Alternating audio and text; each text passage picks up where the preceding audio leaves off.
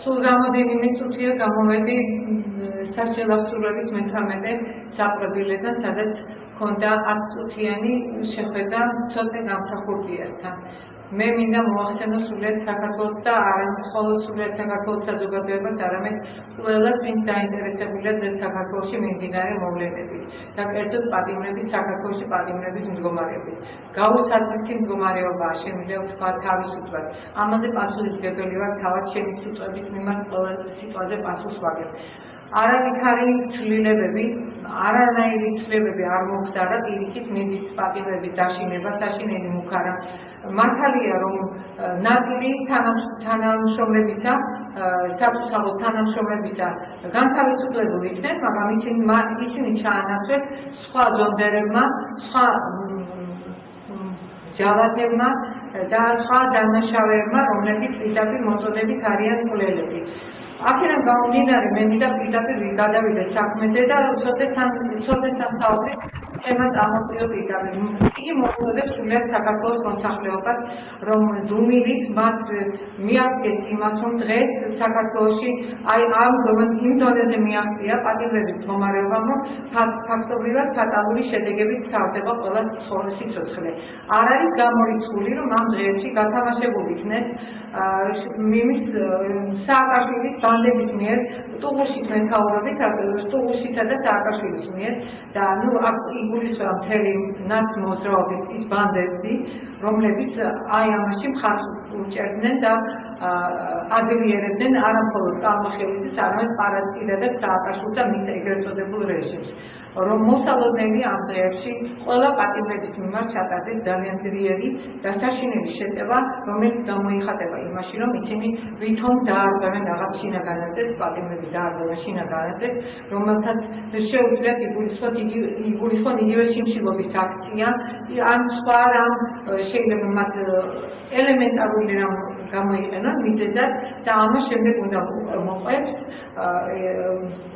პატიმრებზე ზეწოლა და არაზეწოლა, არამედ საპატრულო პოლიცია იქნება თუ გადაწყვეტილი ნებისმიერი ზონდერ ბანდების წარმომადგენლები და ყველა პატიმრს გაუსწორდებიან იმ საშინელი სისასტიკით, რომელსაც უსწორდებოდნენ აქამდე, მაგრამ ეს სისასტიკე განსაკუთრებით მძიმე ფორმას მიიღებს, ვინაიდან აქ მოწმე აღარ უნდა დარჩეს მათ, ვინაიდან დამფიქსირებელი არ უნდა იყოს იმ პროცესებისა, რომ მან შემდეგ უკვე აღიარება გააკეთოს იმისი, ვინ შემოვიდა და რა განხორციელდა, ასე რომ ყველაფერი შეიძლება დამთავრდეს ფატალური შედეგით, ასე რომ მოუწოდებთ ყველა მოსახლეს, ყველა მოქალაქეს და სოციალური ქსელების ძალიან მხოლოდ ყველას, რომ გააგრძელონ ეს ინფორმაცია, ვინაიდან აქ უკვე შველად ითხოვენ პატიმრები, არა მხოლოდ ცოტა გამსახურდი, არამედ ყველა პატიმარი. მე გავიარეთ 4 კორპუსი პატიმრებით, სავსე გადავწერილი არის პატიმრებით, ის 4 კორპუსი, ყველა მეთაურებოდა, ყველა ცოტა გამსახურდიას ჯანმრთელობას კითხულობდა და ამავდროულად აღნიშნავდნენ ისინი, რომ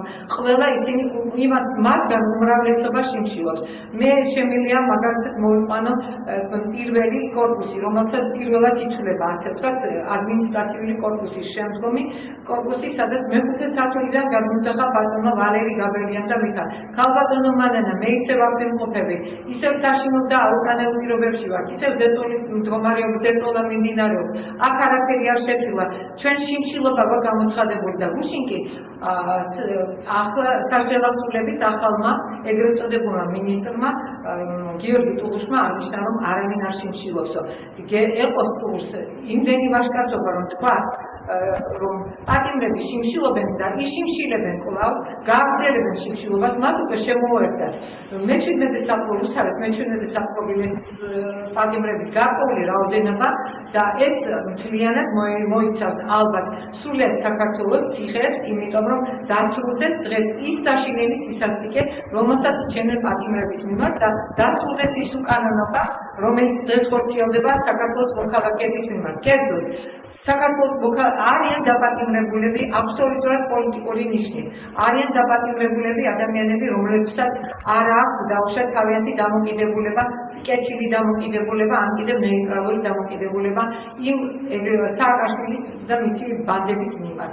ამ კუთხითაც არიან ძალით, ესე ვთქვათ, დალადობით მოძალადე ხელისუფლების მიერ, ასევე მოძალადით შეყვანილები იმ მიზნით, რომ მათ აქვს ჩადებული ზოგს იარაღი, ზოგს აქვს ნარკოტიკული საშუალება, ნარკოტიკული ნივთიერებები და აი ამ ეს არის თვითონ მიზეზი იმისა. მაშინ მოდით დავსვათ კითხვა, საიდან მოედინება ყოველივე ეს? საიდან მოდის ნარკოტიკები?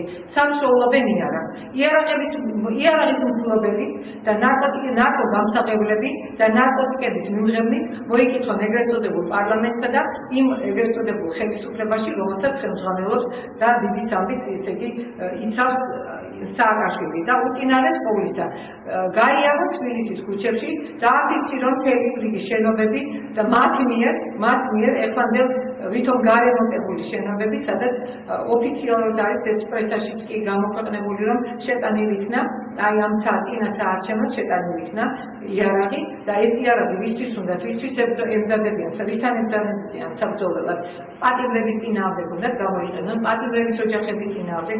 ამის საშუალება არ უნდა მიცეთ მათ და მე ყველას მოგიწოდებ განურჩევად კეთისა, ეროვნებისა, ასაკისა თუ აღსარებლობისა არ აქვს მნიშვნელობა. ყველა დაჩაგულები ვართ, ყველა დღეში ვართ გარდა რაღაც 3%-ისა, რომ არც კი 3%-ისა, რასაკვირველია მათი მხარდამჭერები არის 3% და მათი მომსახურე პერსონალი. ყველა დანარჩენი საქართველოს მოსახლეობის ყველა დანარჩენი ნაწილი არის ისევე იგნორირებული და ისევე დევნილი და ისევე ვიმყოფებით ჩვენ პატიმრობაში, როგორც ისინი, მაგრამ ისინი უფრო გაუთავზის სიტუაციაში არიან, მიუხედავად იმისა, რომ ჩვენთვისაც გაუთავზია მდგომარეობა დღევანდელი საქართველოში, მაგრამ იძულებული ვართ ავიტანოთ სწორედ იმ პატიმრების და იმ საშინელებების გამო, რომელიც ყველა ოჯახს აქვს თავს მოხვეული და იმის გამო სწორედ ჩვენთვის არჩევით და საქართველოს მოსახლეობას მოსვენებას არავინ არ აკეთებს. მე მინდა აღვნიშნო ერთი ფაქტი, რომელზეც საუბარი მქონდა, რომელთან დაკავშირებითაც მე მქონდა ჩემს სულთან საუბარი და ეს არასდროს დასამალი არ არის.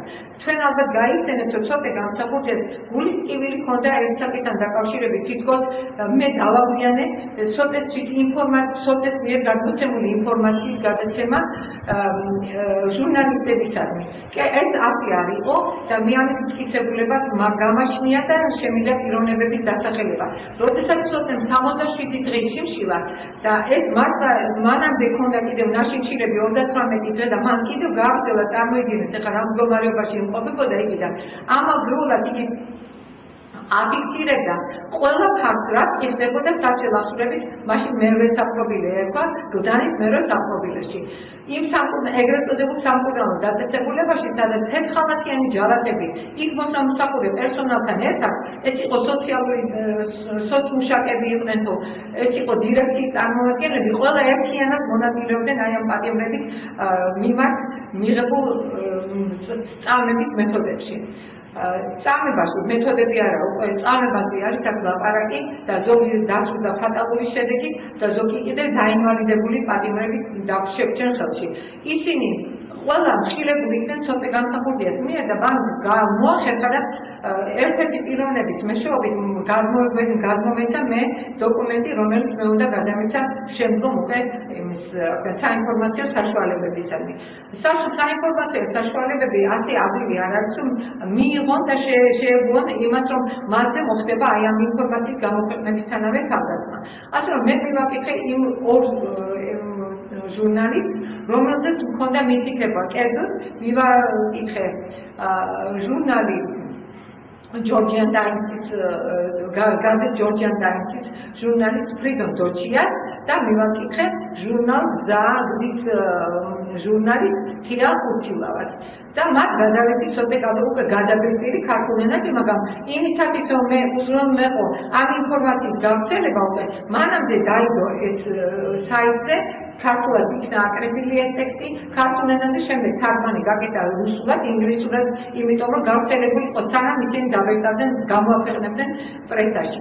მოხდა ისე რომ დადგა ის დღე, რომელიც მე უკვე მიუტანე მას დისკი, მიუტანე ასევე ნაბეჭდი, დისკები გამზადებული სახით იყო, ვინაიდან მათ არ შექმნათ ახლა დროში რაღაც ვაკუუმი, მაგრამ მე რამოდენიმე დღისადმი მიუტანე, იმიტომ რომ გაზეთი გამოდიოდა 5 შაბათს, ერთი გამოდიოდა 4 შაბათს და მოკლედ ჩემი დაკავშირება მოხდა მათთან. უშუალოდ შევხვდი ბატონ ფრიდონ დოჩიას და ფრიდონ დოჩია გადმომიგდო პირდაპირ ამ ციკლის პირდაპირ მნიშვნელობით გადმომიგდო რისკი და მე ამას არ დავდეწავ ჩვენ პრობლემები გვაქვს და თქვენს გამო პრობლემებს არ დავიმატებთ. ეს იყო აი ეგრეთ წოდებული ჟურნალისტის პასუხი იმ წერილზე, რომელშიც ცოტა გამსახურდა სიცოცხლე იყო დამოკიდებული. ასევე პირველ პასუხი მივიღე მე ზუსტად თია ხურცილავასთან, რომელიც შემხვდა და ასე მითხრა, რომ იცით ჩვენ ჟურნალში ეს არ დაიბეჭდება. მე როდესაც ვუთხარი მას, რომ ამაში არის ისეთი მასალა, რომელიც იხდის ბევრ პატიმარს, აი საშინელი ცისარტიკისგან, რაც ხდება დანის მერე საპროფილეში. ცოტა მციცლის ფასად მომაწოდა მე ეს და ძალიან ვთქვათ დაბეჭდეთ. ჩვენ ვერ დაბეჭდავთ. მოიწმინე და შეიძლება რამოდენიმე კვირაში იქნეს ეს დაბეჭდი. მაშინ ჩემი პასუხი იყო მისადმი ასეთი, რომ ქალბატონია, ჩვენ პორნოგრაფიის გამოქვეყნება და იქ ეგრეთ წოდებული შიშველი მოდელების გამოქვეყნება უფრო გეხერხებათ. ვიდრე აი ასეთი დოკუმენტური მასალების გამოქვეყნება და ამან უკან დამებრუნა ყოველივე ეს და ამის გამო გახდა გამოვდი ისე გაუყოლობაში, რომ ცოტა შექმნა შტაბილობა თვითონ ჩემამდე მოხდეობა იმ საშინელმა დოკუმენტურმა მასალამ, რომელიც უნდა გამოქვეყნებულიყო და ისო გამოქვეყნებულიყო 2 წლის წინ თავის დროზე.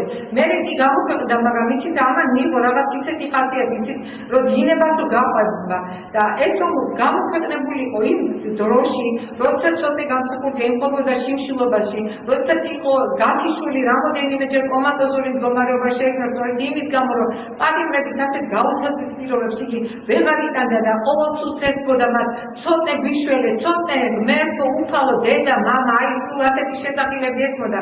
დღე-დღე ამავდროულად მე მინდა აღნიშნო. ცოტა გამსახურდიასთან შევიდა ერთ-ერთი პარლამენტარი და ამასთანავე ერთ-ერთი მამაკაცი სამართალდამცველი ან ადვოკატი რო ვთქვათ და მათ გამოიტანეს აი ასეთი ამბავი, რომელიც შემთხვევით ძალიან შეურაცხყოფელი იყო, რომ იცით რა, ცოტა გამსახურდიას მე მგონი ეს ყველაფერი ეჩვენება. დღეს ის ხალხი გამოდის ტელევიზიით და ყველაზე მეტ ისინი საუბრობენ. ყველაზე მეტად ისინი ცდილობენ, რომ წარმოჩინდეს საზოგადოების წინაშე, რომ თითქოს ის მათ ყველაფერი იცოდნენ და ისინი დიდი ხანია იბრძოდნენ ამისთვის. ხალხო იცით რა, აი ამ ხალხისგან რაც უნდა მოელოდეს, რომლებიც მხოლოდ იმისთვის იბრძვიან, რომ თავისი პიარი გაიკეთონ სხვისი უბედურების ხარჯზე.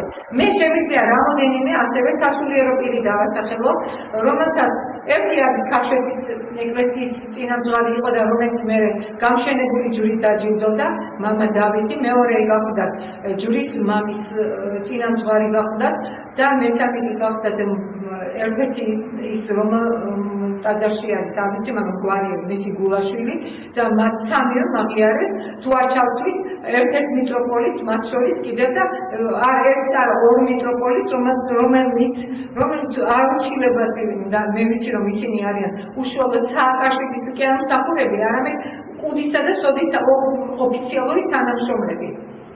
რომ მათ ასე განიცხადეს, რომ იცით რა, ცოტა ეჩვენება ყველაფერი. იცით რა, მოჩვენებები თუ არის, აი მაშინ ეხლა დაიწყოს მოჩვენებები იმ ხალხს, რომელსაც აი ამას უყურეს, რომ ამ ყოველივე ციფიცურეს უყურეს, თუ უყურეს, ეგეთ არ ვარ ბოლომდე ამაში დარწმუნებული, იმიტომ რომ ეს ის ხალხია, რომლებიც შეგუებულნი არიან, არა მარტო სამოქალაქო საზოგადოების ასეთ საწამებელს, არამედ მათ ძალიან კარგად იციან, რაც ხდება ეკლესიაში, რაც ხდება ყველა ტაძარში, საით არის მიმართული დღეს მართლმადიდებლობა, რა დინებით მიდის და დღეს გაკეთებული თუ გუშინ გაკეთებული ეგრეთ წოდებული განაცხადი, პატრიარქის მიერ გაკეთებული განცხადება, როგორ სასწრაფოდ შეიცვალა დღეს და სხვა ფორმით მოგვევლინა იმის გამო, რომ დაინახეს სახალხო პროტესტი და არასწორი მიმართულება თვით საპატრიარქოში, რომელიც აცხადებს, რომ არ არის საჭირო აქციები. აქციებიც არის საჭირო და ყველაფერია. თუ აქციები იმ დროს იყო საჭირო, რომ დაემხო ძვიად გამსახურდია და პატრიარქმა პირდაპირ ვიზა მისცა და აკურთხა მხედრიონი. ამის მასალები არსებობს და ეს მასალები მე დაგებული მაგას შემიძლია კიდევ დაგიდო და გაგიმეოროს ყოველივე ის, რომ ჯაბარი ელიანს პირადად მან მიმართა, პატრიარქმა მიმართა, რომ ბატონო ჯაბალ, თავს მოუწევდი და იგივე სამი განზომილება ჯაბა იოსელიანი სამი განწყობილება. ბატონო ჯაბა თავს მოვხდით თქვენ საქართველოს ჭირდებით. ამისთვის ჭირდებოდა საქართველოს რომ გაეხმარებინა და აი ეს რეჟიმი შექმნილიყო. ეს რეჟიმი დღეს არ დაწყებულა. ეს რეჟიმი დაიწყო ედუარდ შევარდნაძემ და თქვენ შეგიძლიათ იხილოთ და გაეცნოთ ზვიად გამოსახულებას მიერ გამოქვეყნებულ მასალებს, რომელსაც ქვია ბოროტების ფესვები. ანუ იგივე პატიმრების დამება საქართველოს ციხეებში, სადაც მხილებული იქნენ ჯალათები, უსუფიანი პროლოგი და სიმაღლე ცირეკიძე, რომელსაც შემდეგ ამხილებს მთელი ციხის ადმინისტრაცია და კერძოდ ედუარდ შევარდნაძე, რომელმაც ცირეკიძე თავის მოგონებებში იხსენებს, რომ თუ მე ასეთი დამნაშავე ვიყავი და თუ ასეთი სასტიკი განაჩენს ვიმსახურები, მაშინ ედუარდ შევარდნაძემ რატომ დამაჯილდოა მე ფულადი პრემია გადმოსცა და პირადად ხელით ჩამომართვაო. აი ასეთი რამ ხდებოდა საქართველოში წარსულში და ეხლა რა ხდება იმაზე ხომ დუმილით შეხვდა ქართული საზოგადოება, იმიტომ რომ ამის გახმაურება არ უნდოდა და შევარდნაძე უნდოდა რომ აღეწევებინათ, მაგრამ ზვიად დამსახურდია ყოველივე ეს გადაგზავნა მაშინ უცხოეთში ძალიან კარგად გვახსოვს 85 წელს როდესაც იგი გახდა ეგრეთ წოდებული საგარეო საქმეთა მინისტრი, ზვიად დამსახურდიას მანამდე ქონდა უკვე გადაგზავნილი და მას უცხოეთში ყველაფერი ეს წინ დავდა და იმის შედეგიც იყო ის რომ შევარდნაძე ყველანაირად იდიაშური ჩვენზე პირადად ზვიად დამსახურდიაზე და აქ იყო სამოქალაქო დუმილი აბსოლუტური, იმიტომ რომ შევარდნაძე მოახერხა ის რომ გაყო საქართველოს მოსახლეობა ორ ნაწილად, ერთი უმრავლესობაში მყოფი საზოგადოება, რომელიც პირდაპირ თავისი სულით, თავისი სხეულით ოჯახის წევრებით, მცირეწლოვანი ბავშვებით თუ მოხუცებით ყველა იცავდა საქართველოს თავის დამოუკიდებლობას, მაგრამ ვერ გაუძლეს იმ საშინელებას, რომელიც განხორციელდა მე საქართველოში. ეს იყო საქართველოს მეორე ოკუპაცია, ანექსია, რომლის მოთავე გახდა ედუარდ შევარდნაძე, იმ ბანდებით, რომელსაც იგი მას მხარს უჭერდნენ და იმ ბანდები მე დასახელებული მყავდა, არც ვერ იდები და არც მოვერიდები მომავალში და დღეს კი ედუარდ შევარდნაძე იმყოფება სასათბურე პირობებში და მისი მას არავითარი სარჩელი არ შეტანილა და საქმე არ აღწევდა მიუხედავად იმისა, რომ მან ჩაიდინა დანაშაული სახელმწიფოს ერისა და ქვეყნის ღვთისა და ერის წინაშე, რომ მან დაუშვა საქართველოში უპრეცედენტო შემთხვევა არ გახლავთ, მაგრამ ყოველ შემთხვევაში მან მოახერხა ის, რომ არალეგიტიმური შევარდნაძე ჩამოვიდა და დაიწყო სახელმწიფო სტრუქტურებში ხელების ხატური, რომელიც აქციას სულ სასაკლაო. რატომ მაშინ არ იღებდა ის საზოგადოება, სამოქალაქო საზოგადოება, რომელიც მხედრიონის გვერდით იდგნენ და საქართველოს მოსახლეობას აწიოკებდნენ. გუშინ ზუგდიდში ძალიან კარგად მოგეცედებათ რა ხდებოდა და ზუგდიდის საზოგადოება ვკითხოთ კი არა მთელს საქართველოს ვკითხოთ. დარჩა კი რომელიმე რეგიონი საქართველოში, რომელიმე კუთხე დატოვა კი შევარდნაძემ დაუწიოკებელი, გაუნადგურებელი, გაუნდარწვარი და ვიცი მეშვეობით აკეთებდა მისი კრიმინალური ბანდების მეშვეობით მხედრიანიდან დაწყებული ნებისმიერი ყველა პოლიტიკურ ეგრეთ წოდებულ პოლიტიკურ ძალას, რომლებიც ითვლებოდნენ თვითონ ეროვნულ განმათავისუფლებელი მოძრაობის წარმომადგენლებას, ყველა ყავდა თავისი შეიარაღებული ბანდები, რომლებიც იარაღდებოდნენ შევარდნაძისა და რუსეთის საოკუპაციო ადმინისტრაციის რეჟიმის მიერ, რომელსაც საბოლოოდ მიაღწიეს იმას, რომ ჩამოგვიყვანეს დაგვეცეს შევარდნაძე და მერე მარტივ აღარ მომხდარა არავითარი შეფასებების გაკეთება, იგი იყო ლეგიტიმური თუ არ იყო ლეგიტიმური, ვინსგან მიიღო ლეგიტიმაცია, როგორ მოიპოვა ეს ლეგიტიმაციას ვერავითარ შემთხვევაში ვერ მოიპოვებს, თუ არ გამოგეცა ეს კანონის მიხედვით კონსტიტუციურად არავითარ გადაცემია ინარჩუნებს ისევ კონსტიტუციით ის უზენაესი საბჭო და ის მთავრობა, რომელსაც კაპიტულაციაზე ხელი არ მოუწერია, რომელსაც არ განუცხადებია და რომ ისინი გადაცემდნენ ხელისუფლებას სხვა მომდევნო წლებში გადაცემდნენ სხვა თუ ჩატარდებოდა არჩევნები და თუ ისინი დაასრულებდნენ არჩევნების პერიოდს 4 წლიან პერიოდს, მაშინ რასაკვირველია არჩევნების შემდეგ ვინც გაიმარჯვებდა იგი ჩაიბარებდა, მაგრამ მსგავსი რამ არ მომხდარა და ასე რომ ყველა დაფიქრდეს და ყველა მოუწოდებს იცით დაუფიქრდეს საკუთარ ქმედებებს. დღეს მე მომწონს მათი გამოშვები, ნამდვილად ობიექტური შემფასებელი ვარ ყოველივეთი, მაგრამ იცით რაშია საქმე? ასე არ შეიძლება რომ ერთი პერიოდი მოგწონდეს ის, რასაც დღეს გმო და დღეს კი იწონებ იმას, რადგან წარსულში აღმოდი, ესეთი რამ არ არსებობს ერთი სიმართლე და ის ერთი სიმართლე არის ის ჭეშმარიტება, რომლისკენაც უფალი თავად მიგვიკითხებს და თავად გვეუბნება, რომ ამხილეთ ყველას და სწორედ მხილება გაგიყვანს თქვენ ჭეშმარიტების გზაზე. ასე რომ მოგიწოდებ ყველას, გააგრძელეთ საპროტესტო აქციები. ნუ ეს იცით მოსყიდული ეგრეთ წოდებული პოლიტიკოსები იქნებიან თუ მოსყიდული ეგრეთ წოდებული სამართალდამცველები, ჭყალებში სამართალდამცველები და მიჩენილი ადვოკატები, შედით თქვენ საიტებზე, საქართველოს უახლესი ისტორია, მე ჩემ თავს რეკლამას არ გავუწევ, მაგრამ ვინაიდან ეს აუცილებელია რომ მოიწმინოთ, იქ დებთ მასალები, რომელსაც მე ვაცნობ საზოგადოებას, ეს ჩემი დაწერილი არ არის, ამას ყავს თავისი ავტორები, ერთი გახლავს ამ ჩათაურის ბოროტების ფეთრები, ანუ პატიმრების წამება საქართველოს ციხეებში და მეორე რედაქტორი დოქტორ ზვიად გამსახურდია და მეორე შევარდნაძის პენიტენციალური სისტემა, სადაც ყოფილი პატიმარი პოლიტიკური ნიშნით იყო, რათა კურელია შევარდნაძის დევნის პირობებში ბატონი მართა ბერძენ მთლიანად აღწერს საჯელოსულების სისტემას, პენიტენციალურ სისტემას შევარდნაძის დროინდელ, რაც აკეთებდა, როგორ ხდებოდა ხალხის წამება, როგორ ხდებოდა ოჯახის წევრებთან დაპირისპირება, როგორ ხდებოდა ხალხის შეეკერვა, ასე ვთქვათ, ესეთი ის უნდა ვიხმაროთ, დაჯავშნა როგორ ხდებოდა, რაც სჭირდებოდნენ, რის სანაცვლოდ, როგორ ემუქრებოდნენ გაუპატიურებით, მოკლით, ცოლშვილის გაუპატიურებით, ქალიშვილების და ასე შემდეგ. შეგრძანეთ, ყველაფერი ეს იხილეთ იმ საიტებზე, რომელზეც მე მიგითითებ, შეგიძლიათ ნახოთ თვალიჯი, მაივიდეოჯი, YouTube-ზე საქართველოს უახლესი ისტორია და შემდეგ მიხვდებით, რომ არანაირი განსხვავება იმ პერიოდსა და დღევანდელ დღეს შორის არ არსებობს. დღეს უფრო დახვეწილია და მე კიდევ ერთი კომენტარი მინდა გავაკეთო. გუშინ სააკაშვილი გამოდიოდა ბათუმში და მან განაცხადა, რომ იგივე ხდება ამერიკის შეერთებულ შტატებში, ისე უვეუსწორდებიან პატიმრებს, როგორც საქართველოში. აქ უცხო არაფერი არ არის. მაშინ მე ვეკითხები ქალბატონს ჰილარი კლინტონს, რომელიც გახდა სახელმწიფო მდივანი. რატომ მიმართო მას ჰილარი კლინტონს და არა ბარაკ ობამას? იმიტომ რომ ჰილარი კლინტონი აქ ხშირად ჩამოგზავნებულა და მას ჰქონდა სააკაშვილთან კარგი ურთიერთობები. ჩვენ ასე აღვიქვამთ ტელევიზიების მეშვეობით, ასე გვაჩვენებდნენ, რომ და ასე დარჩა მეცნიერებაში, რომ ესენი ძალიან ახლოს არიან.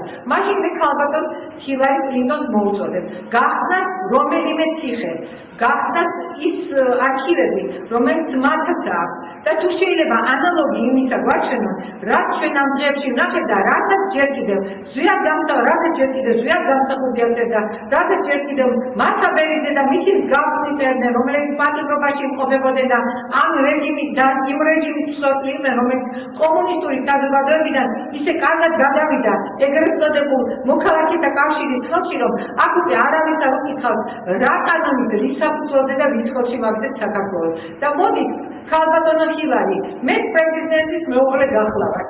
არც მე ვარ თქვენზე ნაკლებით, არც ჩემი წარმომავლობით, არც ჩემი ოჯახის შვილობით, არც ჩემი ბიოგრაფიის მე მგონი დისიდენტური გზა თქვენ არ გაგიგებთ, მე გავიარე ყველაფერი ეს, მე გავიარე წარებისა და კანჯისა და გადასახლებისა და პატიმრობის ყველა ეტაპი, დევნისა და შევიწროებით, ყოველგვარი არაკაცობისა და მე ასე ვიყოდი ხერხული და არაადამიანური მოკლობის ყველა პერიოდი გავიარე, არა მხოლოდ მე უშუალოდ ჩემ თავზე, არამედ ჩემი მეუღლიდან დაწყებული, ჩემი მეუღლის ძმაც ნაფიცით, მე რა ყოფდავად და ბევრი კიდევ ისეთი მოქალაქისთანაც, მაგრამ ჩვენს ოჯახებზე რაც ხორციელდებოდა, მე რა ყოფდავად გულისხმობდა ჩვენს ოჯახს, მსგავსი ამისა არ განუხორციელებია შევარდნაძე სხვა ოჯახებზე.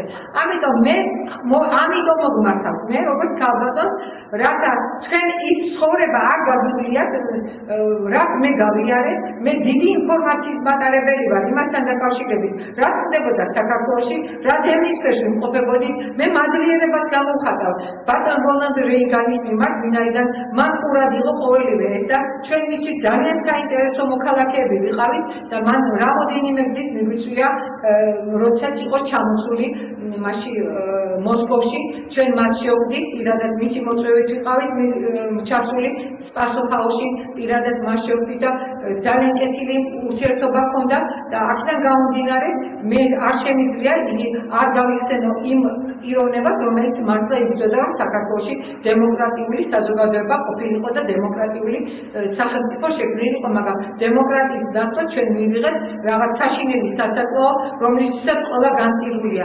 მე ლაპარაკობ არა ის, რომ ჩემი შვილია დაპატიმრებული. მე ამაზე ვლაპარაკობ იმ დროიდან, რაც ჩემი ცხოვრება ძლიერ გამსახურდია დაუკავშირე. და შემეძლო უკვე ჩემი პროტესტი გამეხადა იმ პიროვნებასთან ერთად, რომელსაც მთელი მსოფლიო კარგად იცნობდა. ასე რომ, ქალბატონო ჰილარი, მე კიდევ ერთხელ შეგახსენებთ ჩემს თხოვნას, რომ თუ შეიძლება თქვენ ასე ვთქვათ, თქვენ კეთილ განწყობას სააკაშვილისადმი, თუ დაადასტურებთ კიდევ იმით, რომ ჩვენ გავაცნობთ ამერიკის შეერთებული შტატების, თუნდაც ერთი ციხის, ერთი საპრობილეში მიმდინარე პატიმრების მიმდინარე ცხოვრებას. თუ იქაც ცოცხლები გამოიყენება, იქაც ბოთლები გამოიყენება პატიმრების გასაუპატიურებლად, თუ იქაც გამოიყენება ხელკეტები, თუ იქაც გამოიყენება ის ბათლი იარაღები, რომლებიცაც ზოგს ხური აქვს მოძვლილი, ზოგს ფეხები აქვს დამწვეული და სამუდამო ინვალიდებად არიან ქცეულები, ზოგს მუცელზეა გაფატული, ზოგს თვალებია ამოთხრილი, დახრილი, უბრალოდ აი ასე ვიტყოდი. თუ შეიძლება გვაჩვენეთ, რომ ჩვენ დავხსნეთ, რომ თურმე დემოკრატია ჩვენ არ გამიგია სწორად და თურმე ჩვენ არ ვართ ობიექტური შემფასებლები იმისა, რომ თურმე ციხეში უნდა ხდებოდეს ის, რაც სააკაშვილს დემოკრატიას მიაჩნია. დიდ მადლობას მოგახსენებთ, თუ თქვენ ყურადღებით მოისმენთ ამ გადაცემას და ამასთანავე თქვენ პოზიციას პირადად ჩემ შეკითხვაზე დავიდასტურებთ იმ ვიდეო მასალით, რომელიც თქვენ არქივში აუცილებლად უნდა იყოს და თუ არ არის, მაშინ სათანადო პასუხი უნდა გავცეთ პირადად სააკაშვილს იმ ცილის წამებისთვის, რომელიც მან გუშინ გაავრცელა ბათუმიდან. გმადლობთ ყურადღებისათვის.